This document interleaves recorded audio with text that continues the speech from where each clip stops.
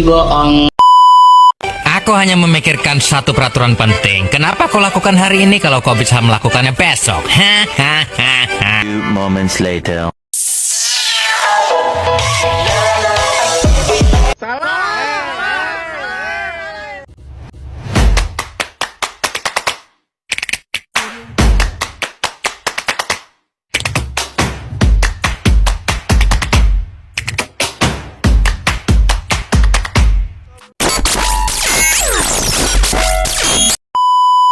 Somebody gonna match my freak. Need somebody with a good technique. They just Intan, apa kabarnya hari ini? Kabar baik, Bu. Syukurlah kalau kabarnya baik-baik saja. Intan datang ke sini menemui ibu. Apakah ada yang ingin dibicarakan? Ya, Ibu, terus terang saja sebenarnya ada sesuatu yang mau saya bicarakan dengan Ibu. Itulah mengapa saya datang kemari menemui Ibu. Bicaralah Intan, ibu akan siap mendengarkan segala cerita dari kamu. Kamu tidak perlu merasa takut untuk menceritakan segala masalah yang kamu alami, karena di sini karena dalam proses konseling sebagai seorang konselor memiliki beberapa asas. Salah satunya adalah asas kerahasiaan, di mana selama proses konseling ini akan bersifat rahasia, hanya Tuhan, ibu dan Intan saja yang tahu. Jadi begini, Bu, saya ada masalah dengan tante saya. Sebenarnya saya masuk ke sekolah ini bukan karena keinginan saya, Bu. Bukan keinginan kamu? Iya, Bu, itu sungguh bukan keinginan saya untuk masuk di sekolah ini. Sebenarnya awalnya saya mau masuk di SMK karena saya ingin mengambil perkantoran, Bu. Saya lebih suka dengan jurusan perkantoran ini karena memiliki banyak praktek. Bagaimana selayaknya orang-orang di kantor bekerja. Sedangkan kalau di SMA kebanyakan materi belajar, materi sesuai dengan mata pelajaran masing-masing. Dan saya merasa bahwa saya lebih mampu di jurusan perkantoran, Bu. Ya, oke, teruskanlah. Tetapi tante saya menyuruh saya masuk di sekolah ini, Bu.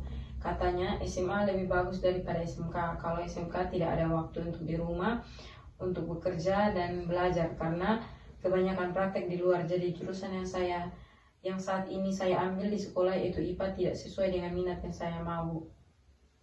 Kalau memang menurut Intan itu tidak sesuai dengan minat dan kemampuan yang Intan miliki, mengapa Intan mengikuti keinginan tante Intan untuk masuk di sekolah ini? Saya tidak berani menolak permintaan tante saya, Bu, karena di sini saya tinggal dengan tante saya dan tante saya lah yang membiayai sekolah saya. Saya takut ketika saya nekat untuk masuk di SMK, nanti tante saya marah dan tidak mau membiayai sekolah saya, Bu. Karena tante saya itu orangnya keras juga. Maunya apa yang dikatakan itu diikuti, sedangkan mau mengharapkan orang tua di kampung saja keadaan ekonomi tidak mencukupi. Dari cerita kamu tadi, rasanya sekarang kamu sangat jengkel dengan diri kamu sendiri karena tidak bisa memberanikan diri untuk masuk di SMK. Iya, Bu. Bagaimana saya tidak jengkel kalau saya harus menuntut ilmu di sebuah sekolah yang jurusannya tidak diminati. Otomatis nantinya saya akan lebih cepat bosan dalam belajar di sekolah tersebut. Jika ibu mengalami hal yang sama dengan Intan, pasti ibu akan merasakan hal yang sama juga yang seperti Intan rasakan saat ini. Lalu, apa yang ingin Intan lakukan selanjutnya? Dengan itulah saya datang kemari untuk meminta bantuan sama ibu. Saya ingin berubah, Bu. Berubah? Saya ingin sekali bisa mengatakan tidak pada tante saya. Saya ingin betul-betul mengembangkan minat yang saya inginkan, Bu. Tetapi tidak mau membuat tante saya marah. Jangan sampai nanti tambah mempengaruhi sekolah saya, Bu. Jadi dapat dikatakan bahwa sebenarnya kamu tidak mau menuruti kemauan tante kamu. Kamu ingin mengembangkan minat yang kamu miliki, tetapi di sisi lain kamu tidak berani mengatakan penolakan yang sebenarnya terhadap tante kamu. Iya benar, Bu. Coba ibu pikirkan saja.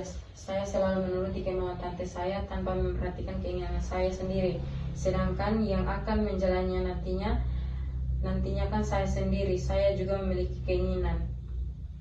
Baiklah, jadi menurut kamu bahwa tante kamu senantiasa memaksakan keinginannya untuk dituruti, tidak peduli dengan apa yang kamu inginkan, dan sampai saat ini kamu tidak berani untuk menolak apa kemauan tante kamu karena melihat dari kehidupan sehari-hari tante kamu adalah orang yang sangat keras dan apa yang diinginkannya harus dilakukan.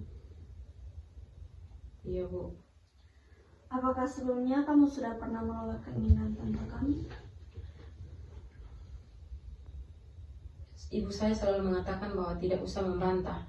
Ikuti saja kemauan tante kamu, karena kalau kamu nekat bisa jadi nanti kamu tidak bisa melanjutkan sekolah lagi, yang akhirnya membuat saya tidak bisa menolak, Bu. Saya hanya terpaksa mengikuti kemauan tante saya, Bu. Lalu kamu setuju dengan apa yang dikatakan tante kamu? Sebenarnya saya tidak setuju, tapi mau bagaimana lagi, saya tidak berani untuk membantah. Tetapi kalau kamu tidak berani untuk mencoba, maka kamu akan terus-menerus seperti ini, selalu mengikuti kemauan tante kamu, dan hal ini membuat kamu tidak bisa mandiri. Lalu saya harus bagaimana, Bu? Jadi begini, kita akan coba permainan dialog kursi kosong, karena di sini ibu melihat ada dua hal yang saling bertentangan, yaitu pikiran untuk ingin mengatakan tidak pada kemauan tante kamu dan memiliki pemikiran takut untuk melawan tante kamu, padahal sebenarnya kamu ingin. Apakah benar demikian? Iya, Bu. Nah, yang ingin kamu lakukan sekarang adalah katakan apa yang sebenarnya ada di pikiran kamu sehubungan dengan pertentangan tersebut. Anggap saja yang ada di pikiran kamu saat ini pikiran yang menyuruh kamu untuk melawan adalah posisi underdog kamu, sedangkan pikiran yang menyuruh kamu mengikuti kemauan tante kamu adalah posisi top dog kamu. Di sini kita akan tahu pikiran mana yang kamu akan menangkan, dan dari sini pula kita akan mengambil tindakan ke depannya. Bagaimana? Apakah kamu sudah mengerti? Iya, Bu, saya mengerti. Baiklah, siapkan diri kamu benar-benar sebelum kita memulainya. Apakah kamu sudah siap? Iya, Bu, saya sudah siap. Baiklah, saat ini Intan akan memerankan sebagai sosok underdog yang adalah diri Intan sendiri, dan top dog yang adalah sosok tante Intan pada kedua kursi yang ada. Pada kursi sebelah sini, Intan akan duduk di sini dan berperan sebagai tante Intan, lalu pada kursi yang saat ini kamu duduki sebagai diri kamu sendiri. Iya, Bu. Baiklah, saat ini kamu sudah duduk pada kursi underdog ya. Iya, Bu. Silakan posisikan tubuh kamu senyaman mungkin, kemudian tarik nafas pelan-pelan dari hidung dan keluarkan melalui mulut. Lakukan berulang-ulang kali sampai kamu merasa tenang. Coba bayangkan apa yang sebenarnya kamu inginkan saat ini sehubungan dengan keinginan tante kamu. Saya ingin mengatakan tidak sama tante saya, tapi saya rasa tidak mungkin. Kata siapa tidak mungkin? Mana mungkin saya berani melawan tante saya, apalagi orang tua saya selalu mengingatkan agar jangan melawan. Dengan saya mengikuti apa yang tante saya inginkan, berarti saya berbakti kepada orang tua saya. Karena orang tua saya selalu mengatakan bahwa jangan pernah melawan. Lebih baik diam daripada melawan. Saya pikir itu benar. Jadi Intan merasa bahwa mengikuti keinginan orang tua adalah jalan yang terbaik daripada apa yang Intan inginkan? Saya rasa memang demikian. Iya, memang benar. Tetapi apakah dengan menuruti semua kemauan tante Intan, kamu dikatakan berbakti? Iya, mungkin tidak apa-apa kalau saya melawan sekali saja untuk memberitahu kepada mereka tentang keinginan saya yang sebenarnya. Baiklah, silakan Intan pindah pada kursi yang sebelah sini.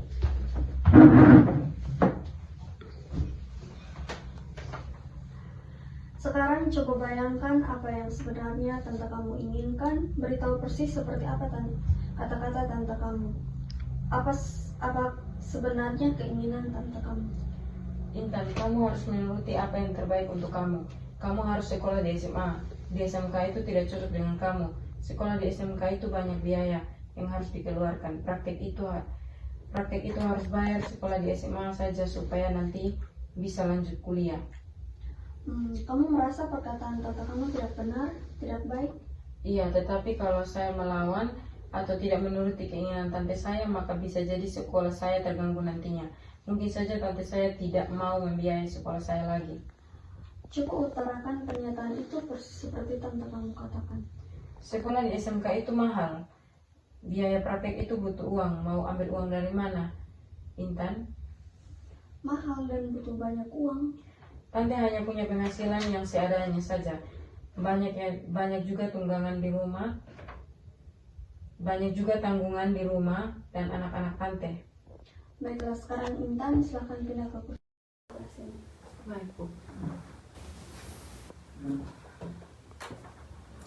Silahkan posisikan tubuh kamu senyaman mungkin, kemudian tarik nafas pelan-pelan dari hidung, keluarkan melalui mulut, lakukan berulang-ulang kali sampai kamu merasa benar-benar tenang. Setelah pernyataan tante tentang sekolah di SMK yang mahal dan butuh uang banyak, maka apa yang sebenarnya ingin kamu sampaikan saat ini sehubungan dengan keinginan tante kamu? Kalau seandainya tidak bisa dibiayai, saya bisa mengurus beasiswa atau berusaha untuk mencari biaya sekolah saya sendiri. Masa saya terus-menerus merasa takut? Saya harus melakukan sebuah perubahan. Jangan sampai tante saya terus-menerus seperti ini. Kalau begitu terus, kapan saya bisa maju? Kamu sudah dapat beasiswa dan sudah bisa mandiri? Saya merasa tidak mampu dan tidak bisa mandiri tanpa mereka, tanpa orang tua saya dan tante saya juga. Tetapi saya bisa berusaha untuk mendapatkan beasiswa tante. Saya pasti bisa, tante. Saya tahu mana yang terbaik untuk saya. Cukup dulu untuk sementara, Intan. Dari sini kita bisa tahu bahwa sebenarnya kamu percaya pada diri kamu, dan kamu mengatakan bahwa kamu bisa berusaha, dan dapat diambil kesimpulan bahwa kamu benar-benar bisa melawan tante kamu. Betul, Bu, tetapi saya tidak tahu bagaimana saya harus mengungkapkan ini semua. Di sini kita akan melakukan teknik empathy chair atau teknik kursi kosong yang ketiga. Silahkan persiapkan diri kamu, posisikan badan kamu senyaman mungkin, tarik napas pelan-pelan melalui hidung dan keluarkan secara perlahan melalui mulut. Lakukan berulang-ulang sampai benar-benar merasa rileks. Bayangkan di kursi ini ada tante kamu, dan kamu akan mengatakan apa yang sebenarnya kepada tante kamu. Coba diceritakan kembali apa yang kamu bayangkan. Tante, Intan minta maaf sebelumnya. Sebenarnya saya tidak mau menolak apa yang tante inginkan dari saya, tetapi saya juga tidak bisa memaksakan diri untuk masuk di SMA. Saya lebih senang jika saya di SMK karena di sana saya bisa langsung mempraktekkan, bukan hanya mempelajari materi saja. Percuma juga saya masuk di sekolah tersebut jika saya tidak memiliki minat. Saya hanya akan menghabiskan uang tante saja untuk bisa biayai sekolah saya. Coba bayangkan bagaimana tanggapan tante kamu setelah kamu mengatakan yang sejujurnya. Iya, tidak apa-apa. Kenapa kamu tidak mengatakannya ketika tante mendaftarkan kamu di SMA, bahwa kamu lebih senang di SMK? Jika itu yang memang betul-betul kamu mau, silakan kamu bisa pindah sekolah. Tante juga sadar bahwa seharusnya tante jangan terlalu mengikuti kemauan tante sendiri. Dan yang menjalaninya adalah kamu sendiri. Kamu yang akan merasakan suka dukanya. Setelah kita melakukan teknik ini, di mana kamu akan menyampaikan hal ini atau memberikan penjelasan kepada tante kamu?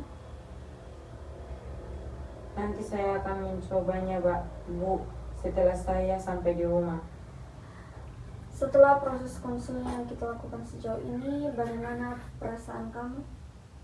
Saya sudah merasa lega, nyaman, tenang, dan bahkan saya memiliki keberanian untuk memberikan penjelasan kepada tante saya nanti. Ya baiklah, semoga pertemuan kita hari ini dapat bermanfaat. Lain kali jika kamu ada waktu dan ada yang ingin dibicarakan sama ibu atau mau melakukan konseling, silahkan datang saja menemui ibu di ruangan ini. Iya, Ibu, terima kasih atas bantuannya yang sangat bermanfaat. Saya mau pamit dulu, Bu. Selamat pagi, Bu. Baiklah Intan, selamat pagi.